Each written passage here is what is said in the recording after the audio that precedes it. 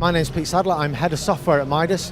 We're here at Synthfest in Sheffield showing our DeepMind 12. We're also showing a world-exclusive augmented reality interface to our DeepMind 12 as well. And with that you can see inside the DeepMind, you can look at the mod matrix, you can see the envelopes, and you can do lots of really interesting things. People have been playing it today, so let's look at some of the reactions. I thought the immersiveness of it was fascinating, even just for the few minutes that I was using it there. I thought you felt as though you were somehow in the synthesizer, as it were, and yeah, I thought it was absolutely fascinating. It was really nice. It's really nice to just have a hands-free experience where you've just got nothing in front of you and no keyboard, no nothing, and you can just get really organic with it and really have a good play. Visually, absolutely beautiful. It looks amazing. I love the fact that you're like looking around for things. If you want to find something, you've actually got to like physically look around, which is absolutely beautiful. I love that. It's well, I guess like anything, it's a bit hard to get used to at first, just like judging how far you have to reach and where things actually are in that virtual space. But once you got the hang of it, it runs so smoothly and it's really nice, really nice. I do think it's quite revolutionary, just seeing everything in front of your eyes, really, that comes out of the keyboard. I really enjoyed that experience. I think it was quite a beautiful thing. My mind is a little bit blown still. I've just come away from something that I've been trying to grab hold of that's completely intangible. I wanted to be able to spin it around on its head and feel a little bit more substance about it. It's interesting to see where the future's going in terms of augmented reality and virtual reality, and I think that just gave me a little bit of a taster. It's kind of given me a bit of inspiration to go away with and think about. But all in all, as a music synthesis function, I think it's got a world of possibilities, and like I say, just really enjoyed the experience. I'm really grateful to be one of the first people to have a go at that. The R&D of the augmented reality and the way that it's being implemented here is ideal. So, for example, you had the sequencer running, and then you could like move this cube around in like a 3D space and move it around, and it'd change the sound. I think that was great for a live performance.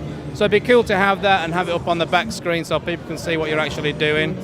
And I can see, even though it's like early days, I can see how it could be expanded to something really big.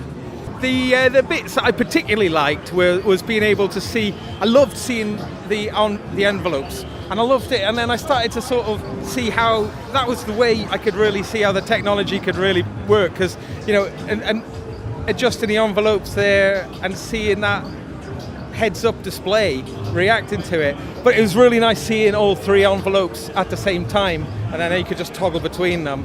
I also thought it was interesting seeing the green dots on the keys for like learning keys or learning songs. I thought that was pretty cool too.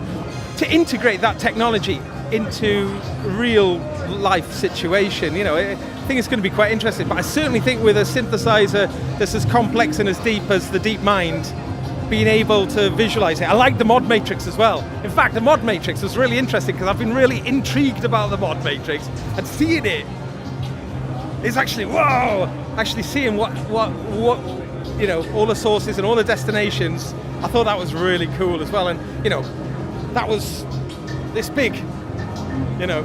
How are you going to do that on a physical synth? So yeah, so that side of things is really cool.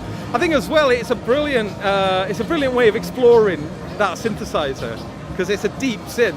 It's a lovely synth. I'm really quite taken with it.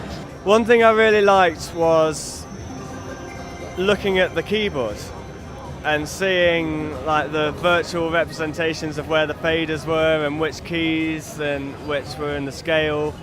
Yeah, it was really nice. It made everything simple. Everything was right there that you needed. The circular layout of the menus was great as well. I loved it. Some of us have got used to moving from the hardware world to the software world, or moving from the physical controller to the iPad controller, or whatever, the screen controller. This is just the next step beyond that, and it has its place along with every other tool in the musician's arsenal, I think.